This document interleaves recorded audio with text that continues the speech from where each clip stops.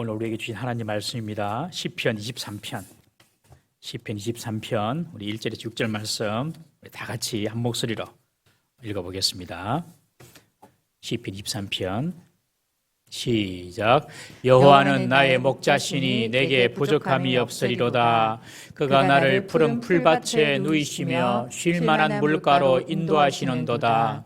내 영혼을 소생시키시고 자기 이름을 위하여 의의 길로 인도하시는도다.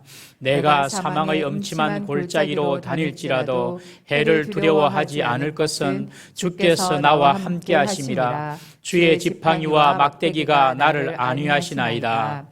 주께서 내 원수의 목전에서 내게 상을 차려주시고 기름을 내 머리에 부으셨으니 내 잔이 넘치나이다.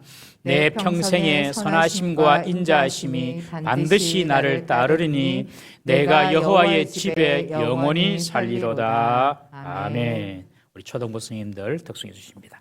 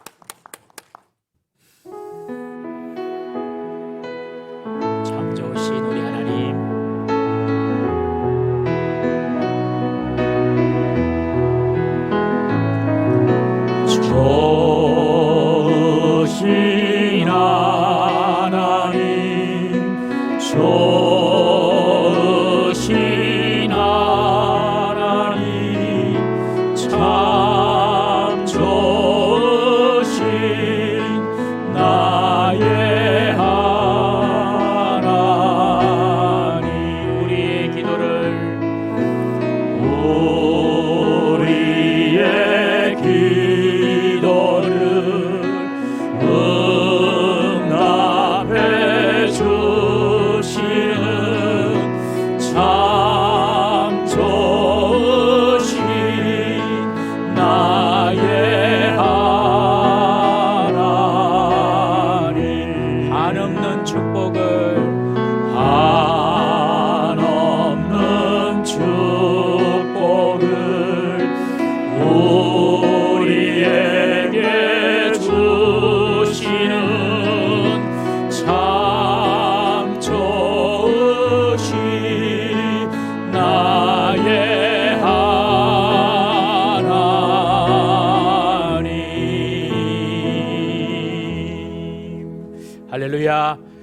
오늘도 좋으신 하나님께 예배하기 위해 오신 우리 사랑하는 성도님들, 여러분들에게 하나님 크신 은혜와 위로와 축복이 있기를 주의 이름으로 축원합니다. 우리 하나님은 좋으신 분이십니다. 우리가 기도하며 응답해 주시는 분이십니다. 우리 초등부 찬양대로, 우리 초등부는 딱 성가대에 앉아서 찬양을 드립니다. 이게 별거 아닌 것 같지만 아주 창의적인 생각입니다. 우리 초등부를 위해서 박수 한번 칩시다. 예. 앞으로 계속 이렇게 앉으면 더 좋겠습니다. 찬양대로 우리의 기도에 응답하십니다. 야고보가 이야기합니다. 왜 우리가 기도 응답 받지 못하냐? 두 가지. 첫 번째, 이 욕심을 따라서 기도하기 때문에 기도 응답이 안 된다. 두 번째, 기도하지 않기 때문에 기도 응답 안 된다. 여러분, 욕심을 따라서 기도하지 않고 하나님 나라와 일을 위해서 기도하고, 그리고 기도를 안 하는 것이 아니라 정말 제대로 하면 하나님은 우리가 원하는 것보다 더 크고 아름다운 것으로 갚아주신 좋으신 분이신 줄 믿으시기 바랍니다. 우리 앞뒤 좌우를 한번 보시면서 인사하겠습니다. 하나님은 좋으신 분이십니다. 하나님은 좋으신 분이십니다. 정말로 믿어야 되는데요. 믿음대로 되는데요. 우리 동부삼일교회 성도님들은 정말 하나님은 좋으신 분이시다. 이 믿음을 꼭 붙잡고 살아가시기를 주의 이름으로 축원합니다. 오늘은 5절, 6절 말씀을 가지고 시편 23편을 마무리하고자 합니다. 우리 3주에 걸쳐서 새해가 되어서 우리 성도님들께 무슨 말씀을 나누고 은혜를 받을까 고민하다가 이 시편 23편을 정했는데요.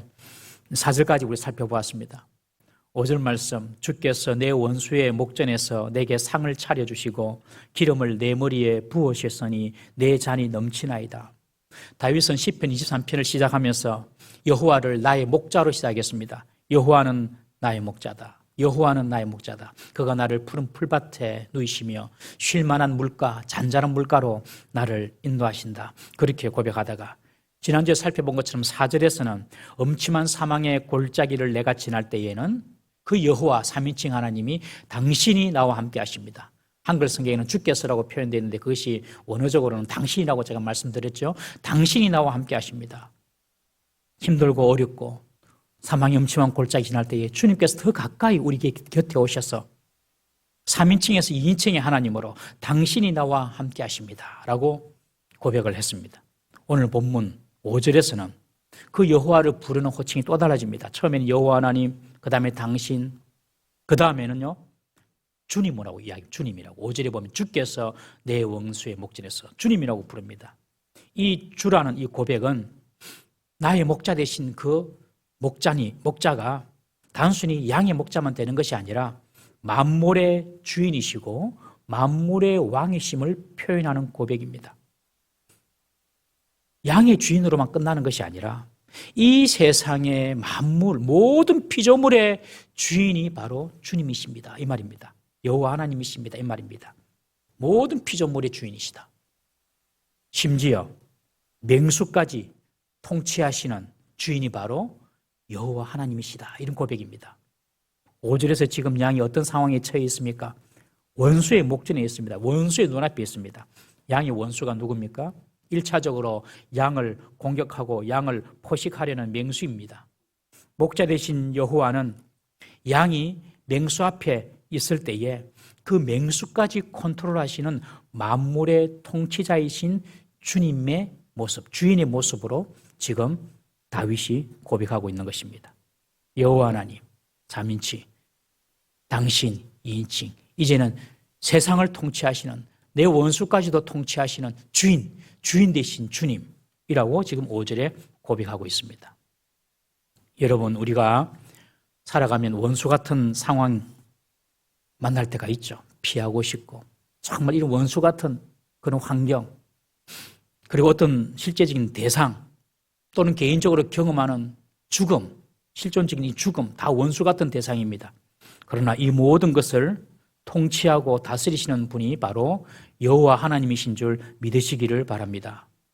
내가 당하는 모든 일들이 하나님의 통치 가운데 있다는 사실입니다. 이 사실을 우리가 잊지 말아야 합니다. 하나님은 원수도 귀신도 마귀도 통치하시는 분이십니다.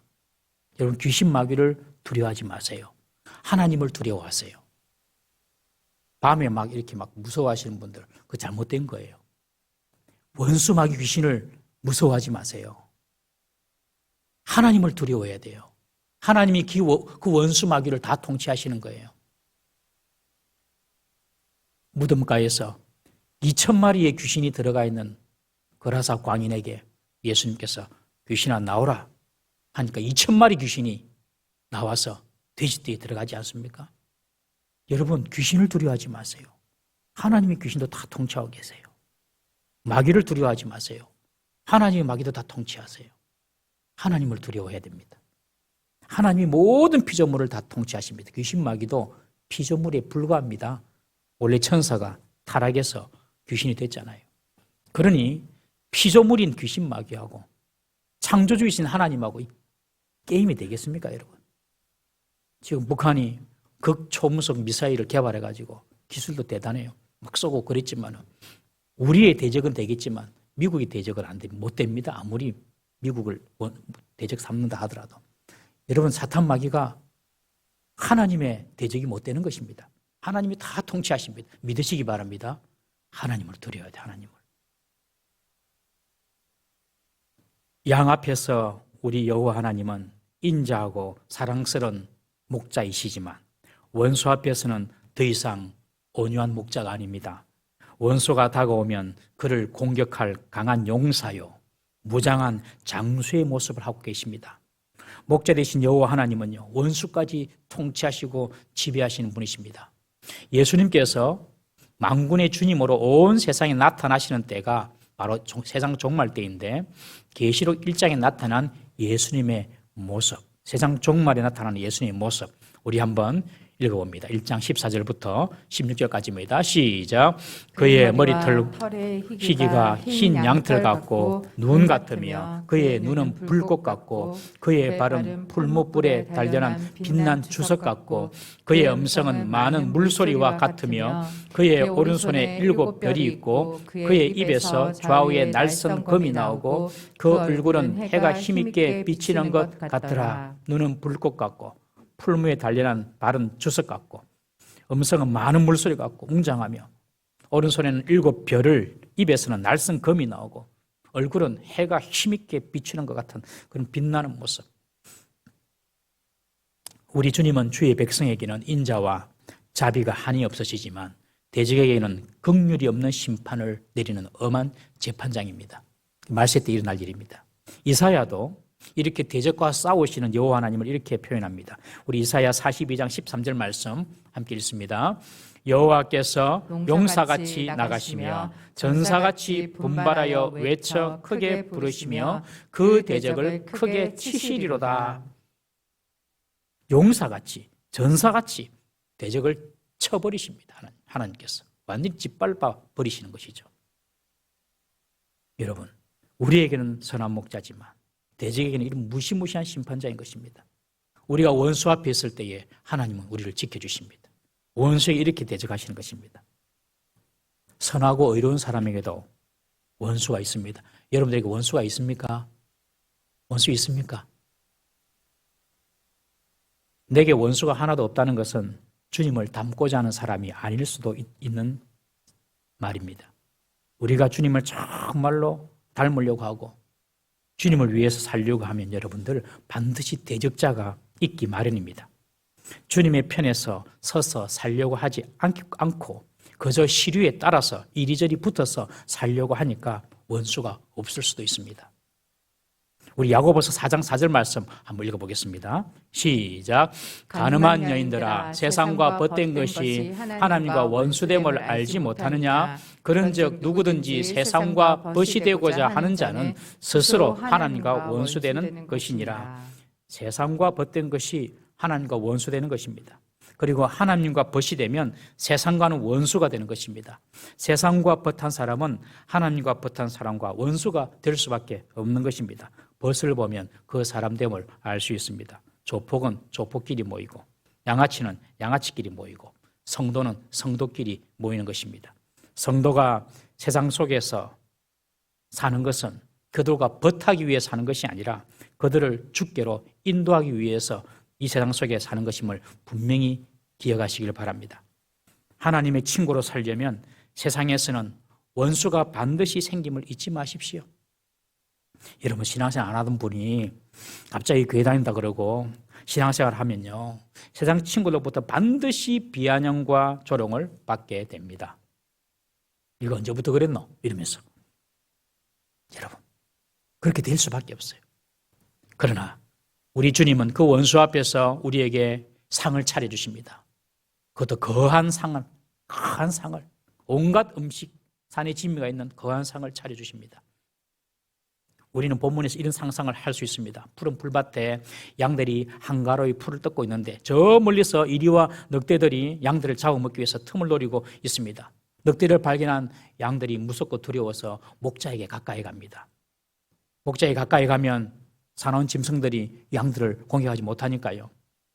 그 목자에 가까이에서 이 양들은 짐승을 향하여서, 그 맹수들을 향하여서 보란 듯이 아무 일이 없었다는 듯이 또 풀을 뜯어 먹고 있습니다. 그런 분위기입니다. 목자의 보호를 받기 위해 양들은 맹수들이 눈앞에 있어도 평안하게 풀을 뜯을 수 있는 것입니다. 맹수 앞에서 두려운 것은 맹수가 두려운 것이 아니라 우리가 목자 대신 주님 곁으로 가지 못했기 때문에 그렇습니다. 우리가 목자 대신 주님 곁으로 가면 원수가 있어도 평안하게 풀을 뜯을 수가 있는 것입니다. 늘 우리 주님께로 가까이 가는 우리 성도가 되어야 될 줄로 믿습니다. 이 5절 말씀을 공동 번역은 이렇게 번역하고 있습니다. 원수들 보라는 듯 상을 차려주시고 기름 부어 내 머리에 발라주시니 내 잔이 넘치옵나이다. 참 재밌는 표현을 썼는데요. 보란 듯이, 이 표현이 참 재밌고 멋진 표현입니다.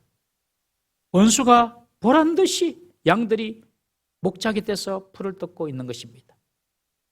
성경에 이런 상황이 많이 나타납니다, 여러분. 원수가 눈앞에 있지만은 풀을 뜯고 전혀 평안한 가운데 일을 행하는 그런 사건들이 많습니다. 여호수아가 그 백성들을 이끌고 가나안의 첫 번째 성 여리고성을 공격할 때의 일입니다. 그때 하나님께서 여리고성을 눈앞에 두고 이스라엘 백성에게 너희들이 광야 생활하면서 할례를 못했다. 내 백성은 할례를 해야 되는 백성이다. 그러니 할례를 행하라. 남자들에게 다 할례를 하면 어떤 일이 벌어집니까? 여러분, 지금 여리고성이 눈앞에 있는데 적군이 보고 야, 저 이스라엘 사람들이 할례를 해가 다 누워있다. 지금 가서 쳐버리자. 그러면 그냥 이스라엘 백성 끝나는 것입니다. 그런데 하나님께서 그런 명령을 내리는 겁니다. 여호수아에게 남자들 다 할례해라.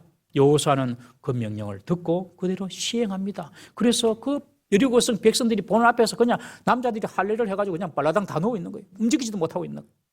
그것이 여러분들 원수 앞에서 상을 베풀으시는 하나님의 모습입니다. 하나님이 지키신다는 것입니다. 하나님이 이스라엘 백성을 여리고성으로부터 지켜주신다는 것입니다.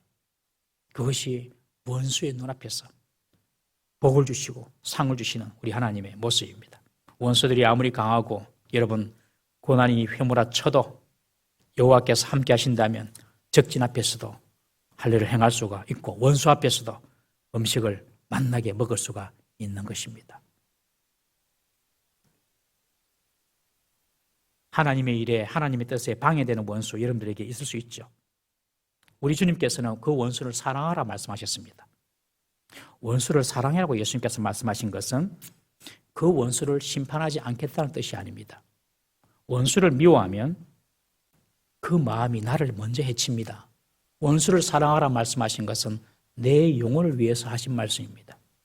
그리고 예수님께서 말씀하십니다. 원수 갚는 것을 하나님께 맡겨라. 너희들 원수를 사랑하려고 하고 원수 갚는 것은 내게 맡기라. 여러분, 원수는 하나님이 갚아주십니다. 다윗의 평생에도 원수가 참 많았습니다. 다윗만큼 하나님 마음에 합한 사람이 어디 있었습니까? 하나님의 칭찬을 받는 사람, 다윗만큼 칭찬받는 사람이 별로 없었습니다. 그러나 다윗에게도 원수가 많았습니다. 오히려 하나님 칭찬을 받으니 원수가 많을 수가 있는 것입니다. 다윗은 왕이 되기 전부터 사울이 다윗을 원수같이 죽이려고 했습니다. 왕이 된 이후에도 정복 전쟁으로 블레셋 군대를 포함한 에돔, 암몬, 아람 주변의 모든 나라와 원수처럼 지냈습니다. 뿐만 아니라 다윗의 가장 최측근에서도 다윗의 뜻을 무시하고 다윗을 공경에 빠뜨린 사람이 많았습니다. 대표적인 사람, 가장 측근에서 다윗을 도우면서도 다윗을 공경에 빠뜨렸던 사람, 바로 이스라엘의 군대 장관 요압 장군입니다. 요압 장군. 요압 장군은 다윗을 위하여서 얼마나 전쟁을 열심히 하고 승리를 가져다 줬지 모릅니다. 그런데 다윗을 가장 공경에 또 빠뜨린 사람이 바로 이 요압 장군입니다. 북이스라엘의 사울 왕이 죽었을 때입니다. 다윗은 막 쫓겨다니고 도망다닐 때, 그리고 남유다의 겨우 한 지파의 유다 지파의 임금이 되었을 때에 북이스라엘의 사울 왕이 블레셋과의 전투에서 죽었습니다. 그때 북이스라엘의 군대 사령관, 총사령관이 바로 아브넬이었습니다. 아브넬이 사울이 딱 죽고 난 뒤에 딱 보니까 더 이상 북이스라엘에 희망이 없다. 남유다에 가서 다윗에게 붙어야 되겠다. 다윗과 유다와 북이스라엘이 합병을 해야 되겠다. 이런 생각을 하고 북이스라엘의 군대 총사령관 아브넬이 다윗에게 가서 투항을 합니다. 다윗이여, 우리가 당신에게 오겠습니다. 다윗은 그냥 가만히 앉아서 북이스라엘을 그냥 다 먹는 것입니다. 그런데 그때에 다윗의 군대 장관 이 요압이 아브넬이 북이스라엘의 군대 장관 아브넬이 싸움을 잘하거든요. 이 장군이 우리한테 오면 자기 자리가 위태로운 겁니다. 그리고 이전의 전쟁 중에 이 아브넬이 자기의 동생을 아사헬을 죽였던 것입니다. 그러니 이 요압이 자기 개인의 사심을 가지고 욕심을 가지고 몰래 이 아브넬을 불러가지고 암살해버립니다.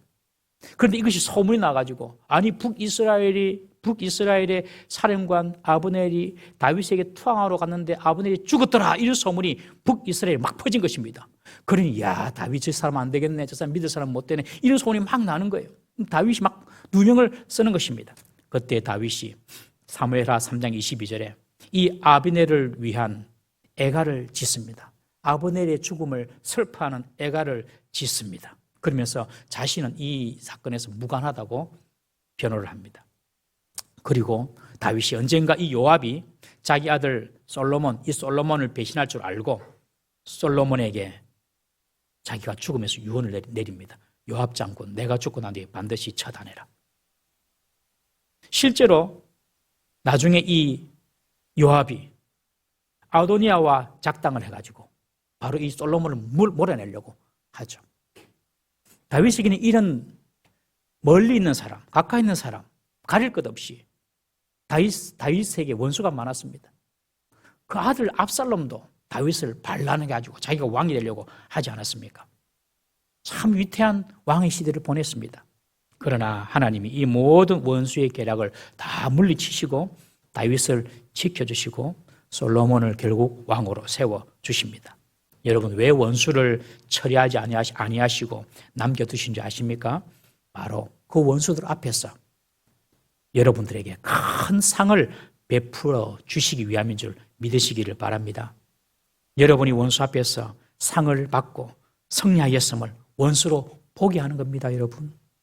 원수가 없어지도록 기도하는 것보다도 하나님께서 이 원수 앞에서 내게 승리를 주시고 내게 큰 상을 차려주심을 여러분들 기대하시고 믿으시는 우리 성도님 되시기를 주의 이름으로 축원합니다.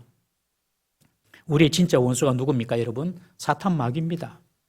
사탄 마귀는 끊임없이 우리를 공격해서 우리의 믿음을 도둑질하려는 원수입니다. 여러분, 돈이 없어지고 건강이 없어지고 관계가 좀 어려워지고 이런 것들은 어찌 보면 우리의 믿음을 더 순전하게 하고 더 강하게 연단시키고자 하는 하나님의 계획일 수가 있습니다, 여러분.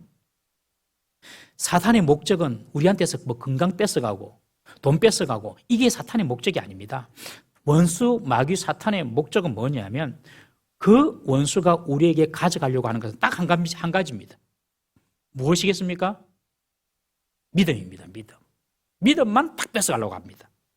여러분들을 잘못되게 해서 믿음을 뺏어가든지 여러분들을 흥하게 해서 믿음을 뺏어가든지 어쨌든 이 마귀와 관심 있는 것은 딱 한 가지, 믿음만 뺏어가면 되는 것입니다. 오히려 사탄 마귀는 돈도 많이 주고 건강도 주고 이 땅에서 행복하게 막 만들고 세상 재미도 막 누리게 합니다. 그러면서 믿음만 딱 빼버립니다, 여러분.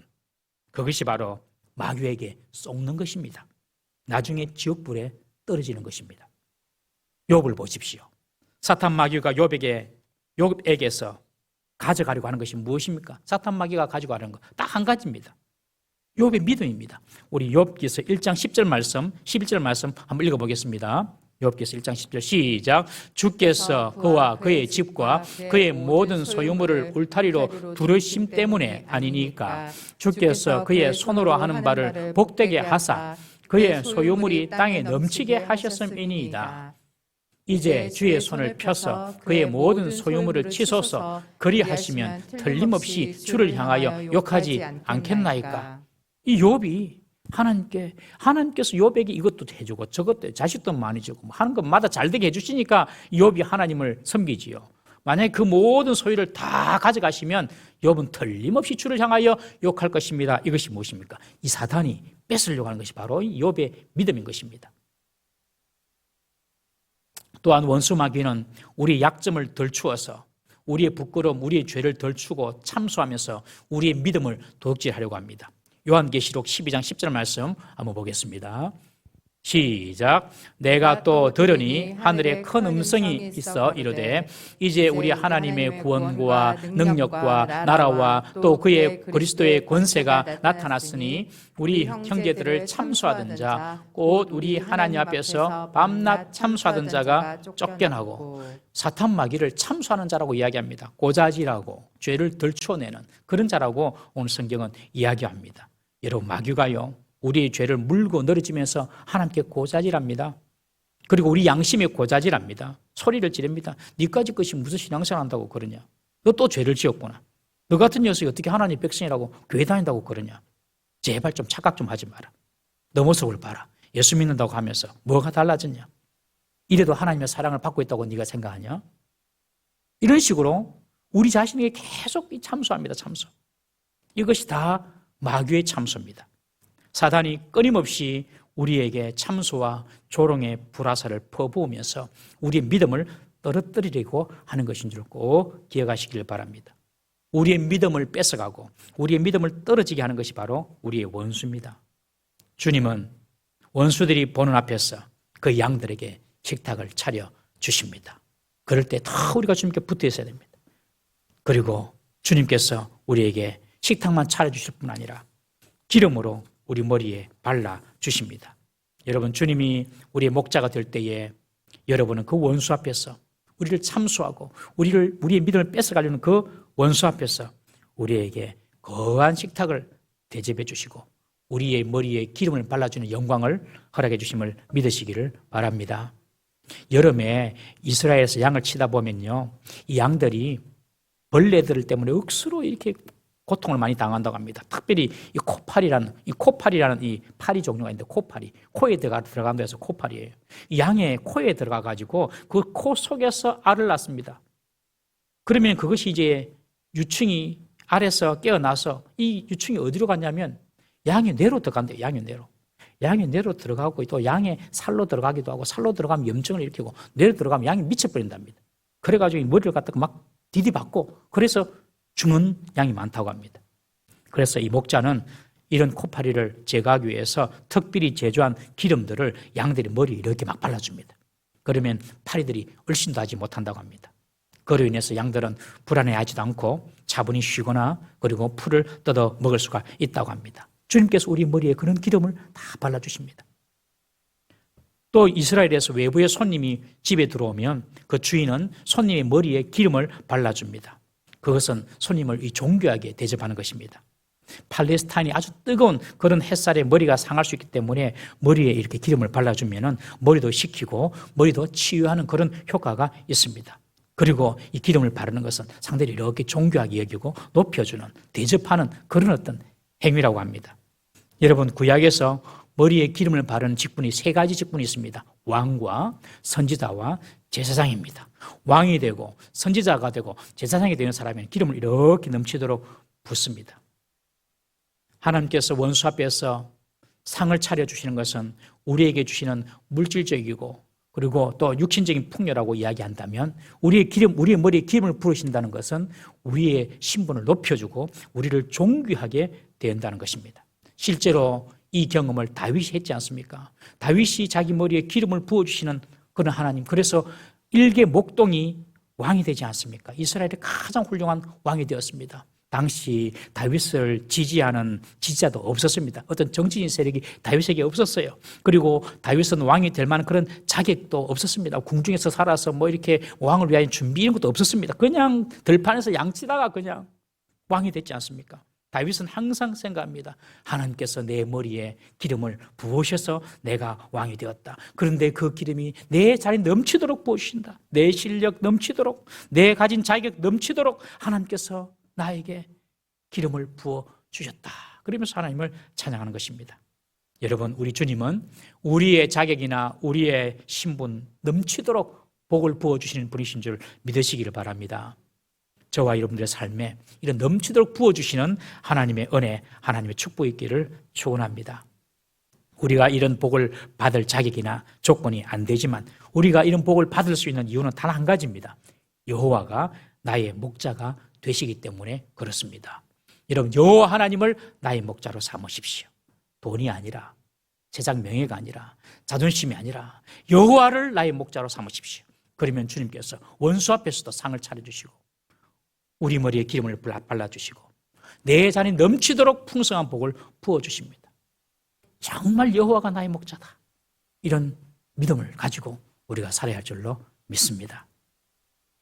6절에 보면 내 평생의 선하심과 인자하심이 반드시 나를 따르리니 내가 여호와의 집에 영원히 살리로다. 아주 중요한 사실이 이 6절에서 발견이 됩니다. 여호와의 선하심과 인자하심, 이것이 반드시 나를 따른다라고 다윗은 고백하고 있습니다. 하나님은요, 우리의 목자가 되심으로 늘 앞서가십니다. 목자는 양 뒤를 가지 않습니다. 항상 목자가 앞서가고 양은 목자 뒤만 쫄쫄쫄쫄 이렇게 따라옵니다. 하나님은 늘 우리를 앞서가시는 분이에요. 우리 신명기 1장 30절 말씀 한번 보겠습니다. 시작. 너희보다 먼저 가시는 너희의 하나님 여호와께서 애굽에서 너희를 위하여 너희 목전에서 모든 일을 행하신 것 같이 이제도 너희를 위하여 싸우실 것이며. 이사야 45장 2절도 한번 읽어보겠습니다. 시작. 내가 너보다 앞서가서 험한 곳을 평탄하게 하며 논문을 쳐서 부수며 쇠빗장을 꺾고. 주님이 우리의 목자가 되시니까, 그리고 우리가 양이면 항상 우리 앞서가십니다. 여러분, 하나님께서 우리 인생의 앞길 우리가 알지 못하잖아요. 어떻게 될지. 한 걸음 한 걸음 우리가 어떤 일을 당할지 모르잖아요. 그러나 하나님께서 우리 앞길을 이렇게 먼저 가셔서 우리를 인도하심을 꼭 믿으시기 바랍니다. 하나님께서 나를 인도하신다. 두려워하지 마세요. 미래에 대해서. 하나님께서 나를 인도하신다. 2022년도 어떻게 하나님께서 나를 인도하실까? 여러분 기대하시기 바랍니다. 그런데 오늘 6절에서는 지금까지 우리 앞서가던 여호와 하나님이 6절에서는 좀 모양이 달라져요. 양의 뒤를 따르는 목자의 이미지로 그려지고 있습니다. 내 평생의 선하심과 인자하심이 반드시 나를 따르니, 나를 따른단 말이에요. 엄밀하게 말하면 목자가 아니라 주의 선하심과 인자하심, 어쨌든 주의 선하심과 인자하심 나를 따른다. 목자가 나를 따른다. 이 선하심은 토브라는 히브리어로 써있는데, 이 토브라는 말은 하나님께서 세상을 창조하시고 난 이후에 세상을 보시고 하신 감탄입니다. 보시기에도 좋았더라. 이 토브라는 말은 좋다, 선하다, 완전하다, 그런 뜻입니다. 좋다, 선하다, 완전하다. 그 하나님의 선하심이 나를 따른다는 거예요. 그리고 인자하심, 이 인자는 헤세드입니다. 많이 들어보셨죠? 이 헤세드. 헤세드는 하나님의 긍휼, 사랑을 의미합니다. 이 헤세드는 하나님과의 어떤 언약적인 관계 속에서 변함없는 하나님의 신실하신 사랑을 의미합니다. 내가 잘하든 못하든 변함없이 나를 사랑하시는 사랑이 바로 이 헤세드의 사랑입니다. 그런데 이 토브와 헤세드, 선하심과 인자하심이 나를 따른다는 거예요. 그 목자의 선한 사랑, 긍휼이 나를 따른다는 거예요. 내가 잘하든 못하든. 목자가 양을 뒤따를 때는 몇 가지 조건이 있습니다. 특별히 두 가지 조건이 있습니다. 목자가 양을 뒤따를 때 첫 번째는요, 양이 지멋대로 갈 때, 양이 지멋대로 가고 싶어요. 보통 양들은 그래 안 하는데 꼭 이상한 양들 있잖아요. 염소 같은 양들. 염소는 항상 목자 앞을 갑니다. 염소는 절대로 목자를 뒤따르지 않습니다. 항상 목자는 목자 앞을 가는데 염소가, 이 양이 마치 염소처럼 목자 앞을 가가지고 그냥 자기 마음대로 가고 싶은 대로 길을 마음대로 가는 그런 양들이 있다는 것입니다. 그런 양들, 양 무리에서 이탈하여서 자기 마음대로 가서 방황하는 양들, 그런 양들이 있으면 목자가 뒤를 따라갑니다. 뒤를 따라가서 이 막대기를 치든지 아니면 그 물맷돌로 툭툭툭 던져가지고 정신을 차리게 하든지. 두 번째로 목자가 양을 뒤따를 때에는 갑작스러운 맹수의 공격으로 인해서 양이 너무 놀래가지고 갑자기 확 흩어졌을 때, 대오를 흩어리고 막 이 목자가 무서워서 막 흩어졌을 때, 양들이 무서워서 흩어졌을 때, 그때도 목자는 양을 쫓아가서 양을 뒤따라갑니다. 양을 모읍니다. 즉 양이 실수하여서 잘못된 길로 가거나 양이 맹수의 두려움에 빠져서 무리에서 흩어져서 방황할 때, 그때 목자는 양을 뒤따르게 됩니다. 양을 버리지 않습니다. 양을 따라가서 구해냅니다. 오늘 본문에 나타난 이 따른다는 이 표현은 아주 강력한 단어입니다. 어떤 데 쓰냐면은 적군을 잡아 죽이려고 쫓아가는 용사를 표현할 때에 쫓아간다 이런 표현을 씁니다. 아니면 어떤 범죄자를 추격할 때에 쓰는 단어입니다. 미사일이 전투기를 격추하기 위해서, 여러분들 전투기가 위행 날아오면 미사일을 쏘잖아요. 그 미사일이 전투기를 추격하기 위해서 추적하는 그런 단어가 바로 쫓아간다는 표현입니다. 내 평생에 하나님의 선하심과 인자하심이 반드시 나를 추격해 올 것이다. 이 말은 내가 벗어나려고 하고 내가 잘못하고 내가 실수하고 내 마음대로 살고 내 뜻대로 산다 할지라도 주님의 인자하심과 선하심은 나를 버리지 아니하고 뒤에서 나를 끝까지 쫓아와서 나를 다시 이끌어 드리고 나를 그의 우리로 다시 모은다는 뜻입니다. 여러분, 이것이 다윗이 가졌던 확신입니다. 반드시란 표현, 반드시. 이게 중요해요. 반드시 주의 선하심과 인자하심이 나를 따르리니, 나를 추격하리니. 우리가 죄 짓고 나면 아이고 나는 이제 예수 믿을 사람이 아닌데 나는 자격이 없어. 여러분, 우리가 지구만큼 죄를 많이 쌓는다 하더라도 주님의 사랑은 지구보다 더 크십니다. 할렐루야. 이 사실 그냥 반드시 믿어야 돼. 주님의 인자하심과 선하심과 인자하심, 토브와 헤세드 반드시 나를 따라온다. 그냥 미사일이 추격하듯이. 이걸 잊으면 안 돼요. 다윗이 다윗 된 이유가 무엇인가? 다윗이 다윗 된 이유, 이 사실을 확신했기 때문에 그렇습니다. 반드시 나를 따를 것이다. 다윗이라고 해서 죄 안 짓고 살았습니까, 여러분? 다윗은요, 가정 파괴범이에요. 다윗은 살인자예요, 여러분. 바세바를 범하고 그 아내 우리아를 그냥 죽여버렸어요. 이런 나쁜 사람이 어디 있습니까? 가정 완전히 박살내버립니다, 다윗이. 그리고 노년에는 얼마나 교만했던지 자신의 군사력을 의지하기 위해서 인구조사하지 않습니까? 하나님께서 금하신. 그러면서 그 이스라엘의 전염병, 역병이 돌아가 7만 명이 죽습니다. 다윗도 나쁜 짓 많이 했거든요. 그런데 다윗에게 그럼에도 불구하고 여호와의 선하심과 인자심이 반드시 나를 따른다. 내가 평소에는 하나님을 따라서 쫄쫄쫄 가지만 내가 이런 유혹받고 저런 유혹받고 넘어지고 자빠질 때에 그때 하나님께서 에이 니밖에 없나 내 양이 하고 버리는 것이 아니라 주의 인자하심과 주의 자비하심, 주의 선하심이 나를 계속해서 쫓아와서 반드시 내 평생에 주님께서 나를 버리지 아니하시고 주의 사랑이 나를 따라온다. 이런 고백이 다윗에게 있었던 것입니다. 사랑하는 성도님 여러분, 나의 실수나 나의 범죄나 나의 실패로 주님이 떠났다고 생각하지 마시기를 바랍니다. 신약에도 그렇잖아요. 베드로가 얼마나 예수님 앞에 자기가 주님을 따를 것이라고 호언장담했습니까? 예수님, 다 주님을 배신하고 배만 때리고 도망갈지라도 나는 주님을 지키겠습니다. 주님을 따르겠습니다. 했던 그가 닭이 울기 전에 3번이나 주님을 부인하고 맙니다. 예수님 버립니까? 실패했습니다. 완전히 베드로는 제자로서 실패했습니다. 버렸습니까? 아닙니다. 예수님께서 부활하시고 난 뒤에 디베라 바닷가에서 손수 떡을 구워주시고 생선을 구워주시면서 먹으라고 합니다. 그러면서 내 양을 치라, 내 양을 먹이라, 다시 사명을 주십니다. 베드로는 스스로 보기에 실패했어요. 그러나 주님은 다시 찾아오셔서 그에게 기회를 주시고 다시 그를 위대한 사도로 부르십니다. 여러분, 우리가 실패했다고 끝나는 것이 아닙니다. 여러분, 하나님께서 나의 목자가 되시면 그 실패도 변하여 복이 될 줄 믿으시기 바랍니다. 주님의 선하심과 인자하심이 반드시 나를 따르니 한번 따라해 봅시다. 반드시 나를 따르리니. 이 다윗의 고백이 저와 여러분들의 고백이 되기를 주의 이름으로 축원합니다. 우리 주님은 말 잘 듣고 그리고 또 주님을 잘 따르는 양들만 좋아하는 것이 아니라 이렇게 빛나고 번나가는 양들에게도 주님의 선하심과 인자심으로 그들을 다 불러드리는 것입니다.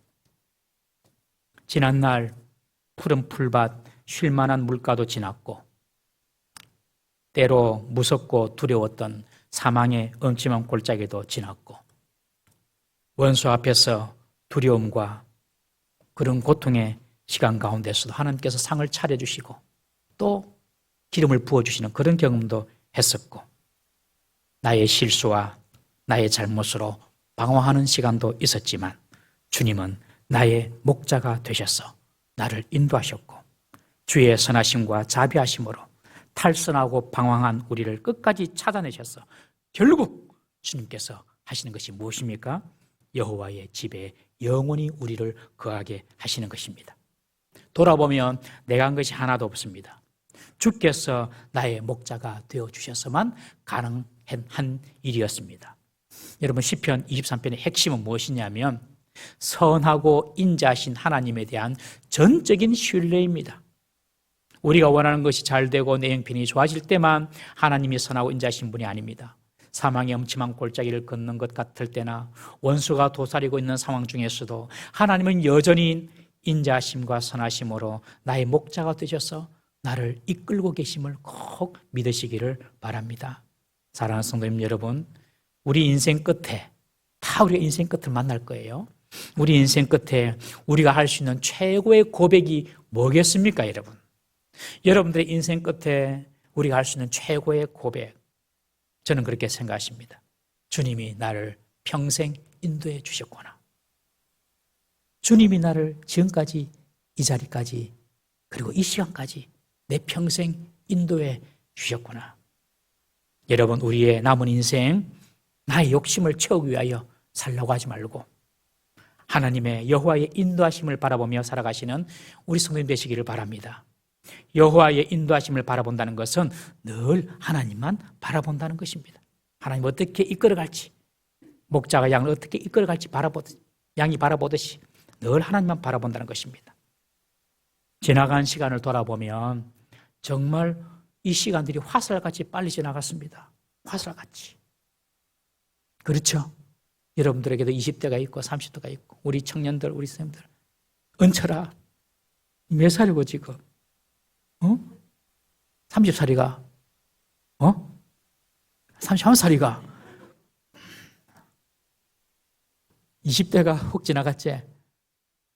30대는 아직 얼마나 젊습니까? 그죠? 30km로 달릴 때입니다. 80km는 80km로 달립니다.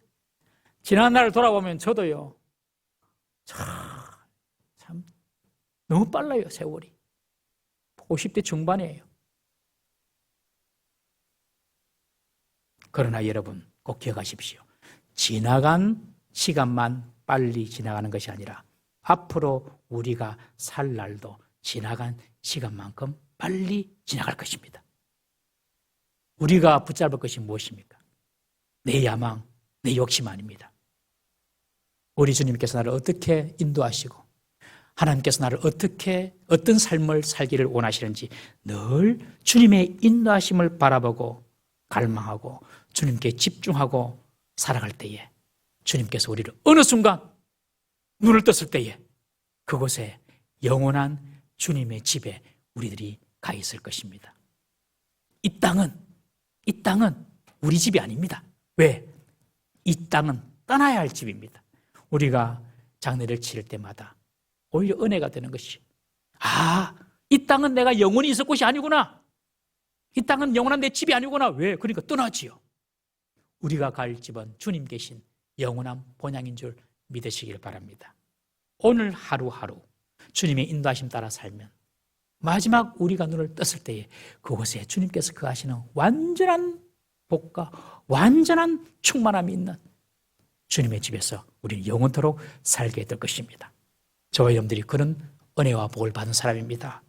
남은 인생 주님의 인도하심 바라보며 믿음으로 살아가는 우리 성도님 되시기를 주의 이름으로 축원합니다.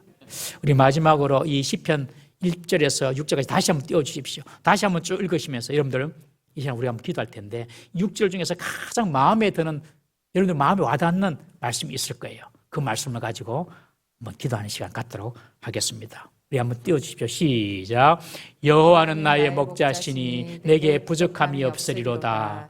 그가 나를 푸른 풀밭에 누이시며 쉴만한 물가로 인도하시는도다. 내 영혼을 소생시키시고 자기 이름을 위하여 의의 길로 인도하시는도다. 내가 사망의 음침한 골짜기로 다닐지라도 해를 두려워하지 않을 것은 주께서 나와 함께 하심이라. 주의 지팡이와 막대기가 나를 안위하시나이다. 주께서 내 원수의 목전에서 내게 상을 차려주시고 기름을 내 머리에 부으셨으니 내 잔이 넘치나이다.